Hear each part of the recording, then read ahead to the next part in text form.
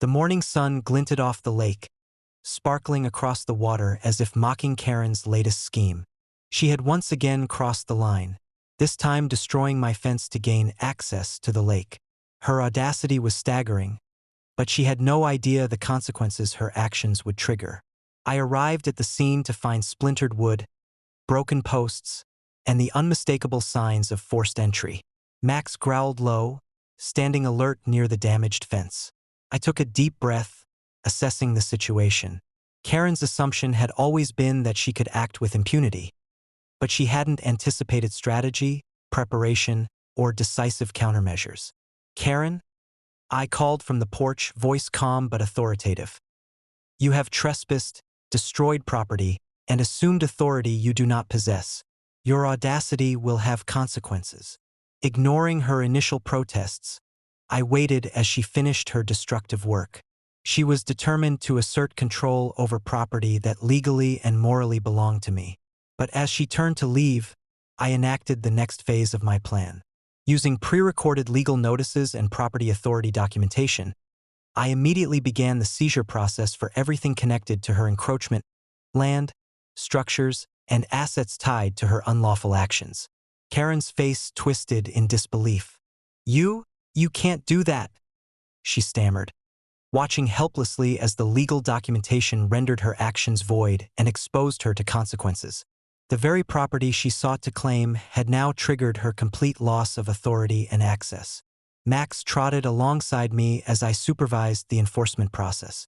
Each boundary, each encroachment was formally documented. Legal notices were posted, ensuring that every action taken against her would hold under scrutiny. Karen's attempts to intimidate, trespass, and destroy property had been neutralized and turned back upon her in the most effective way possible. By the afternoon, Karen had retreated, humiliated and powerless. Local authorities confirmed the legality of the actions taken, and her audacity had been permanently checked. Her destruction of the fence had become the trigger for her total exposure, turning her bold act into a spectacular defeat. Sarah and I walked along the newly reinforced boundaries, Max leading the way. The lakefront was secure, the fence restored, and the property fully protected against any future intrusion. Every action Karen had attempted was now meticulously documented and countered, reinforcing the lesson that entitlement and audacity are powerless against preparation and authority. As the sun dipped below the horizon, casting golden light across the water, the family reflected on another victory.